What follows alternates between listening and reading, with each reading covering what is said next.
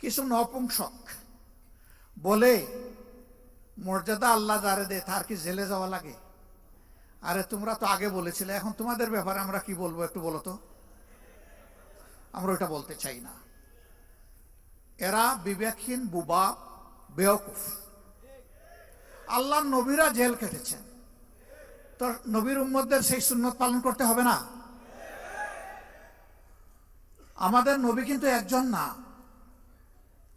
আমরা এক নবীর উম্মত, কিন্তু আল্লাহ সমস্ত নবীরা আমাদের নবী। ইসলামই একমাত্র ধর্ম সমস্ত নবীর নাম শুনলে সম্মান প্রদর্শন করে। আরেকটা ধর্ম এরকম দুনিয়া এখন খুঁজে পাওয়া যাবে না যে সমস্ত নবীকে সম্মান করে, কমপক্ষে এক দুইজনকে কুচা মারে। This is Islam, Islam and only Islam.